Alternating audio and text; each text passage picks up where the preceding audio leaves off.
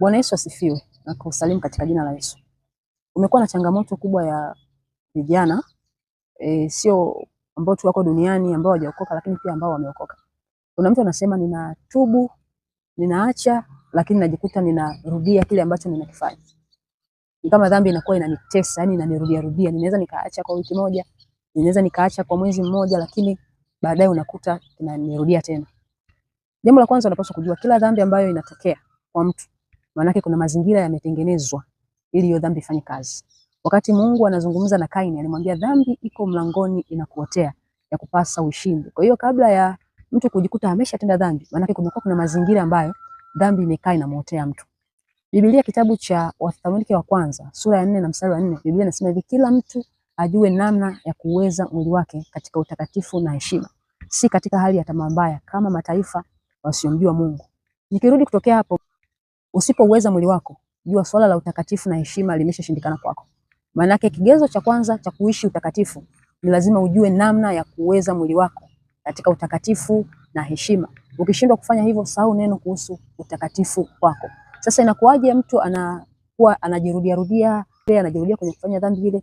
Biblia imesema kila mtu ajue namna ya kuweza mwili wake. Unajuaje namna ya kuweza mwili wako? Kwa tafsiri rahisi ya Biblia kwenye Kiingereza anasema should know how to. Maana yake kuna namna ya kujua. Unaweza ukawasikiliza watumishi wa Mungu ambao mara nyingi wanafundisha, wanatoa testimony zao, namna ambavyo waliishinda dhambi iliyokuwa inajirudia kwao.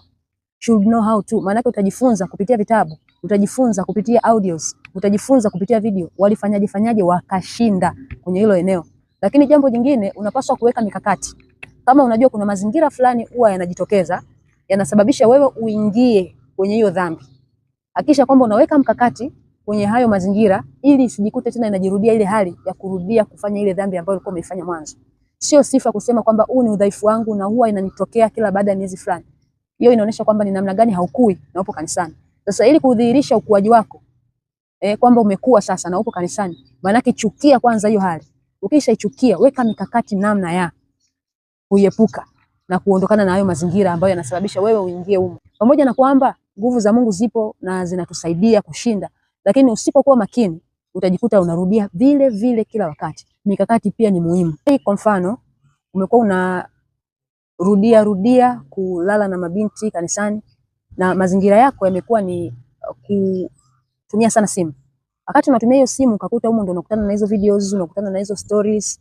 Mkakati ambao unaweza ukaufanya ni kwamba kwa muda fulani sitatumia simu, nitaizima simu. Lakini pia utaandika vipaumbele vya watu wa kujifunza na kuwafuatilia, wale ambao wanaiamsha roho yako kuishi utakatifu.